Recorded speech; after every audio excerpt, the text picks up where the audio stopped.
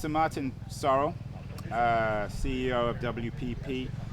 Martin, or Sir Martin, should I say, you've been outspoken in your support of Rupert Murdoch's paywall strategy or experiment. A couple of questions on this. Firstly, why? And secondly, why is the idea, do you think, of a paywall so controversial? After all, if restaurants insisted that people pay for their meals, it wouldn't be controversial. What's so outrageous about media people having consumers pay for their content? Well, let's start with that one. I mean, the classic Harvard Business School case study would be that you wouldn't give it away for free, or if you did, you'd only do it after you charge for it. The problem with the net was that we started here, we didn't start up here, and turning consumers from paying nothing for something to paying something for something is very difficult.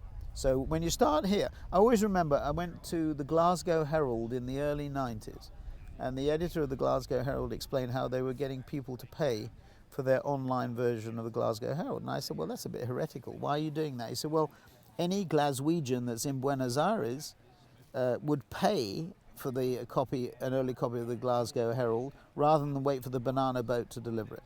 So the issue really is that we started down here, we should have started up here, and if we were going to go to free content, we would go down here.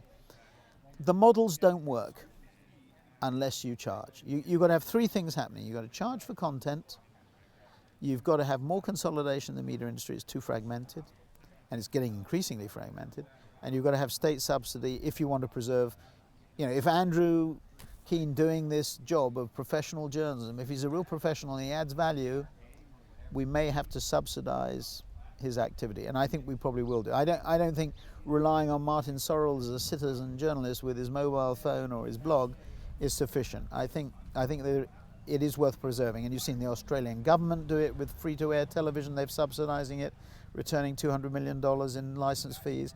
You've seen the FTC extraordinarily suggest that $500 million should be put aside to invest in traditional media to maintain them, or in trophy assets to maintain them.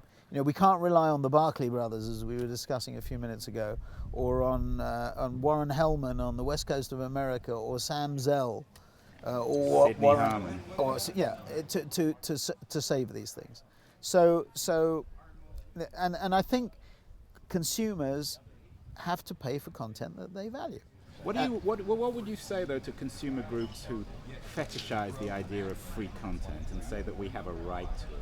Well, I mean, they may have a right to it, but ultimately the quality of it, and I'm not setting myself up and saying as some sort of godlike figure that says, or governments should, that we've got to have variety, and I think what we have, it's fashionable to decry the old, it's fashionable to decry legacy businesses, to decry reputation, tradition. Now, obviously, I'm a proponent of maintaining legacy businesses because we have legacy businesses. We have new businesses, we have legacy businesses, and the most difficult challenge, or one of the most difficult challenges, is moving a traditional model, to embrace new media or new countries.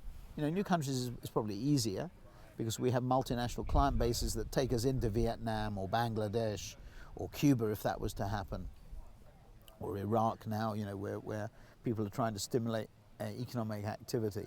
But if I'm going to move a legacy model it's very difficult. So obviously I'm biased. But I think there are things that are worth preserving, worth subsidizing, as I'm saying. That's the third leg of the argument in terms of, you have to pay for content, you have to consolidate, and you have to subsidize. Marrying the two is the critical thing. Don't throw the baby out with the bathwater. There are things worth preserving in traditional approaches, traditional content, traditional journalism. The journalists have to adapt themselves to working across all the platforms. So, like I was interviewed, it was interesting, Alan Murray interviewed me at the Wall Street Journal for their TV show, which goes online on your iPad. You can video it, on the front page of the story. That's a very good example. So Alan Murray becomes a Charlie Rose for the Wall Street Journal, having been a paper journalist. So these things we can have much more flexibility on the on the side of the professional journalist. Having said that, you've got to leverage the two.